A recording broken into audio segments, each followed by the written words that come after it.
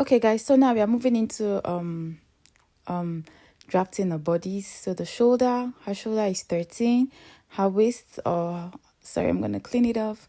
Her bust roundness or her chest roundness is 24, her waist roundness is also 24, and then her half length is 12, right? So now to get the calculations and all of that, the shoulder is always divided by 2, which will leave us at 6.5. Then the chest is divided by 4 plus 2 inches seam allowance. Same thing for the waist roundness, divided by 4 plus 2 inches seam allowance. And then the half length, I'll add a plus 1 to that. So now the next thing I want to do is to draft the pattern. First off, I'm going to rule a line, a straight line like so, and then the next thing is to draft our pattern. So I'm going to adjust this properly so that everything works out well for us. So the next thing I want to do is to mark my half length line, which is 13 inches. So I'm going to mark the 13 inches just like so. And then when I'm done marking the 13 inches, I'm going to move to ruling the line. And then the next thing I'll do is to mark the shoulder, which is 6.5. So now I'm going to mark the shoulder line, which is 6.5. And then for armhole, I'm going to be taking 6.5 also. And then I'm trying to create like a square to get the chest line and then the armhole line. So now I've gotten every other line. So I'm going to get my chest line. So I'm drawing my chest line.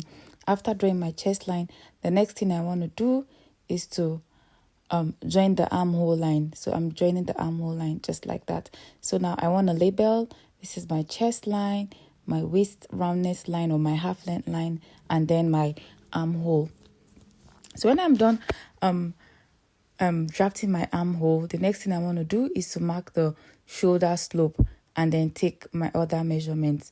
So now my shoulder is half, the shoulder slope, I'm going to be doing half by 3 inches. You can do half by 4, just like you want, but I'm doing half by 3 inches. So in here on the armhole line, I'm going to get the midpoint of the armhole line. Remember the armhole line, I used 6.5, so divided by 2 should be 3.25. On that point there, I took a half inch line, and here I'm taking 1 inch on that line, and then I'm joining it just like this. So now after I'm done joining, I'll just extend that line, and then that's good. The next thing I'm going to be doing is to mark the chest roundness and the waist roundness. So the chest roundness here is 8, and then the waist roundness is also 8 inches. So I'm going to mark it this way, and then I'll join up like this. So after joining, I could either take out the neck measurement or cut out first, right? But I decided to cut out first before taking in the neck roundness or the neck measurement.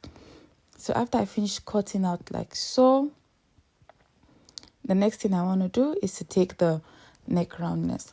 So for this style I want to use this pattern for, I'm using the neck width of 2 by 2.5 by 2.5. I couldn't find my French cuff, so I used my hands to do the semicircle.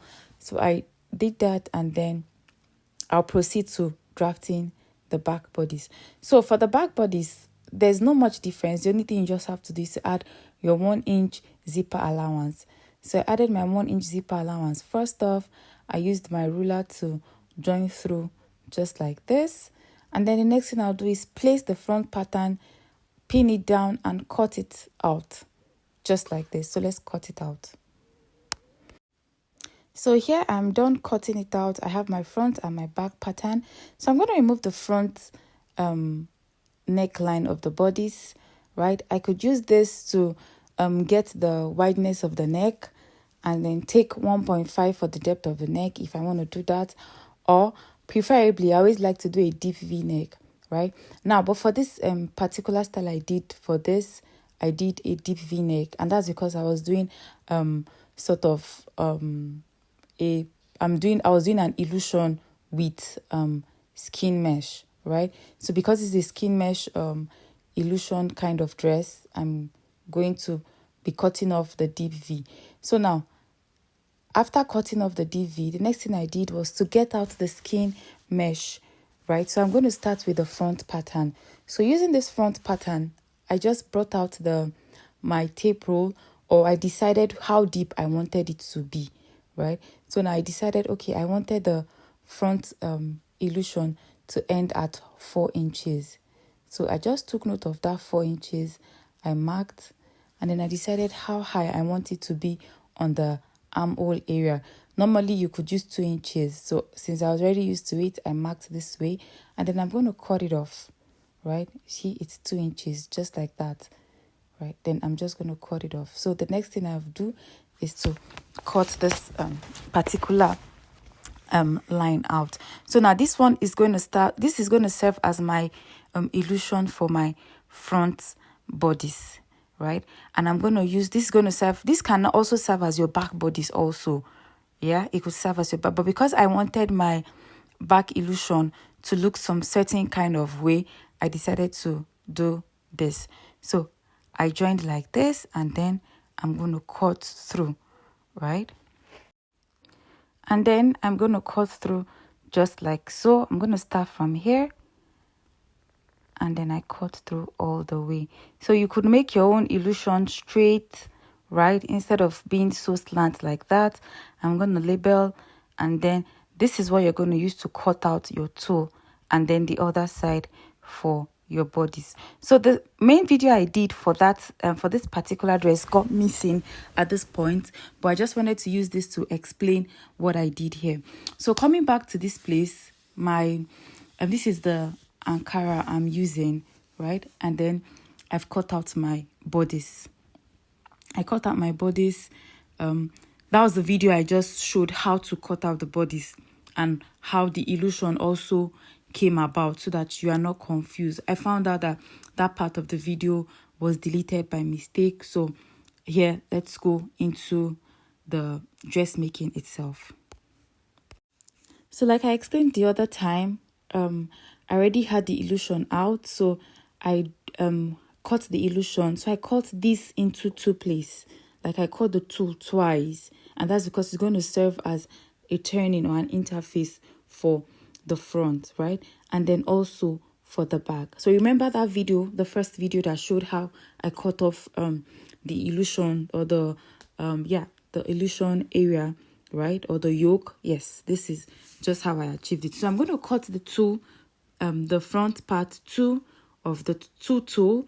The second part also, I'm going to cut 2 pieces of the toe, and this is what I'm going to use to do the facing, to turn the neckline, right, so that it's neater. I don't want to use bias, so I'm going to be using 2 pieces of toe to turn them. So and here we are cutting the back illusion. So after cutting the back illusion, 2 pieces also. So for the back now, you're going to have 4, because you have 2 on this side and 2 on the other side. So this is going to just take us to the sewing machine. Thank you.